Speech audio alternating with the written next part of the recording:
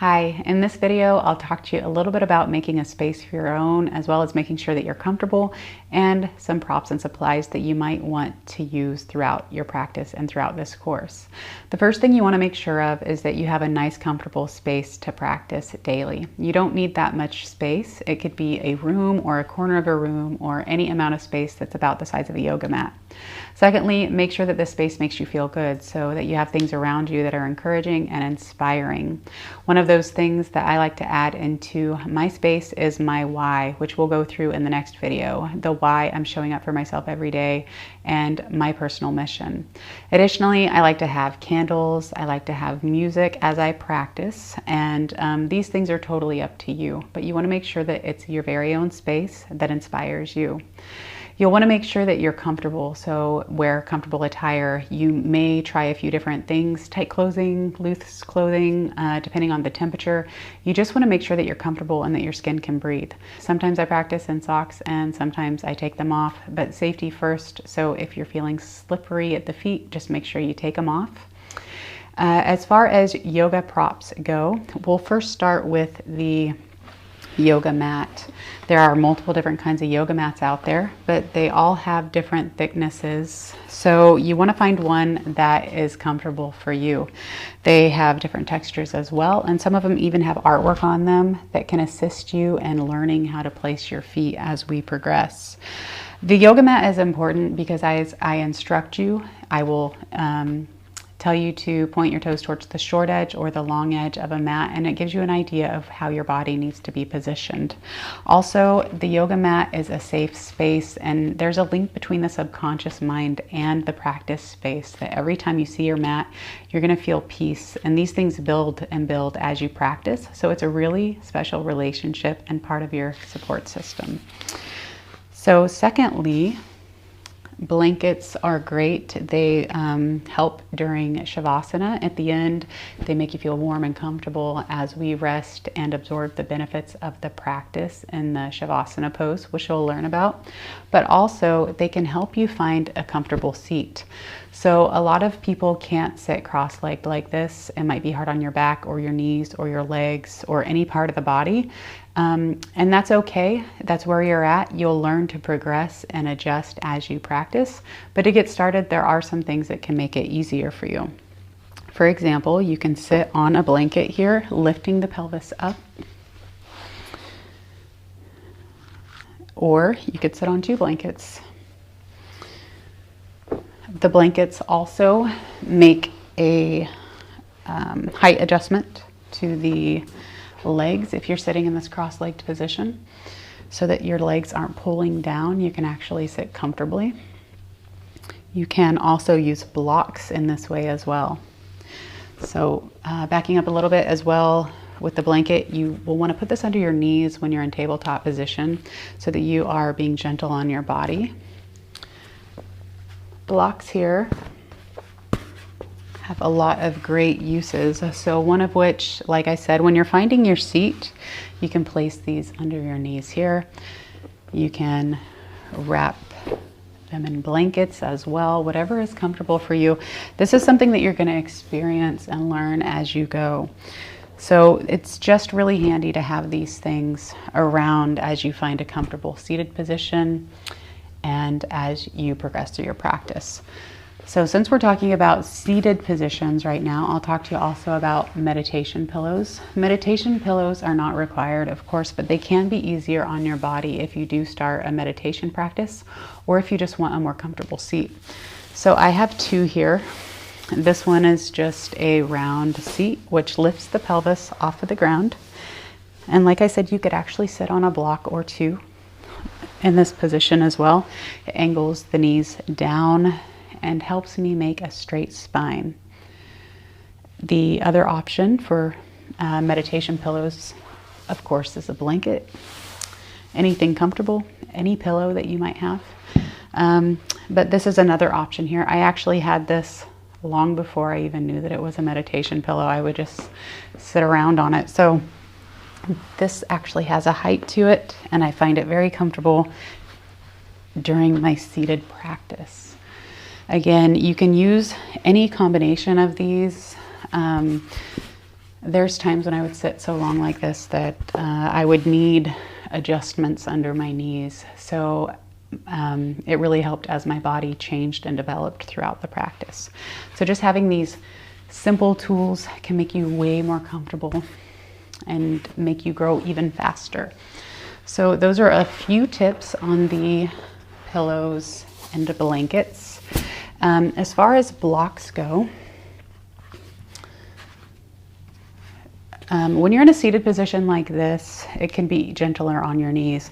Many people will start practicing yoga in this position.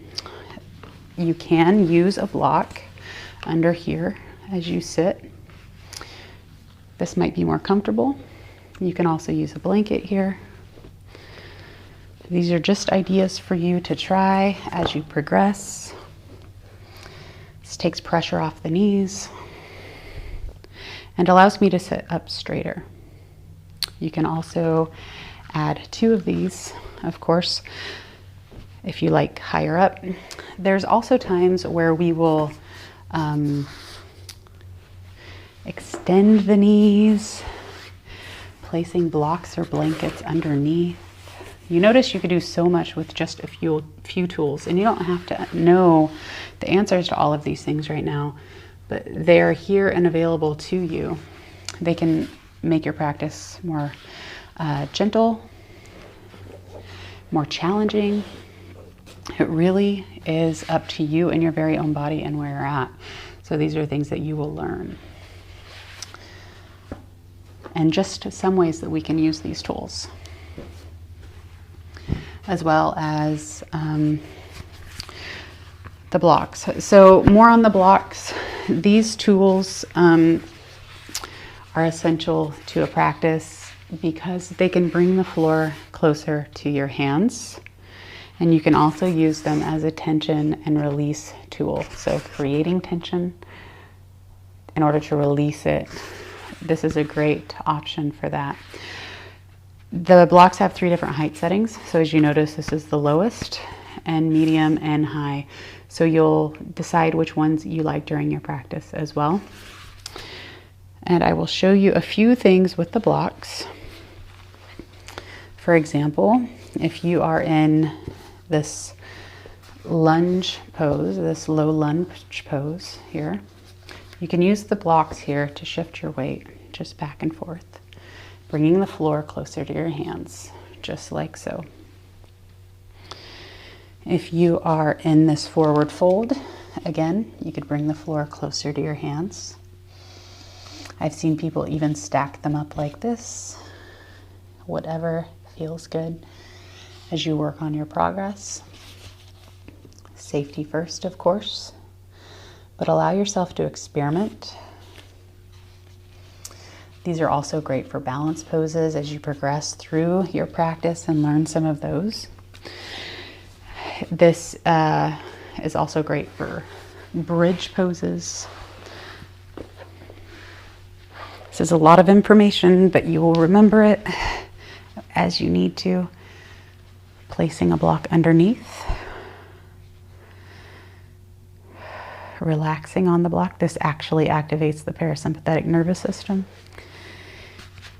You can place a block in between the thighs here and pull the thighs together, creating that tension and activating the inner thigh muscles. So as you see, there are a lot of great uses to the blocks and the blankets and the cushions and the pillows alone. So again, you don't have to have any of these. They might just make your practice more comfortable and help you get to the floor faster and create tension and release in a little bit of a different way. So another thing that I'd like to introduce to you is a yoga strap. So the strap, as we progress, you will, or as you progress in your very own practice, you will use this more and more. It can help you stretch the arms by adding length to the arms, and it can help you stretch the legs by adding length and tension to your stretch. We do this, I like some leg stretches that I do with the strap. So you'll learn what you like, as I've said. Also, an eye mask is one of my favorite things. I like the eye mask because it This one is actually weighted. You might not like the weighted ones, but I do because it applies ocular pressure, which is essentially like applying pressure to an acupressure point. It helps me feel more relaxed, and it also shuts the light out from my surroundings, so I'm able to tune inward even more, and I really enjoy that. This specific mat is also eye mask is also scented lightly with essential oils, so it is really pleasant lavender smell. So I like to use this in my Shavasana. Like I said, as you will learn more about that in later videos. So also remember to bring a journal with you. You want to keep your progress in here. I have my papers. This is my very own personal journey journal, my very own personal journal where I can take notes and see how I advance throughout my progress. And fresh water. You want to make sure that you stay hydrated as well. So you could bring any or all of these things into your own practice. That's something that you will learn as you go, what you like, what you don't like. You're going to essentially build this great foundation for yourself and this very personal space for yourself. And it's going to be nice and relaxing and calm. So if you like practicing with music, like I've said, bring that into your experience. In this next video, we're going to do an exercise to find your why. So by that, I mean, why are you here? What has brought you here? What is it that you want to change in your life? Why are you taking control over your health and stepping into your power? What is your personal mission? This is important so that you can remind yourself of it daily.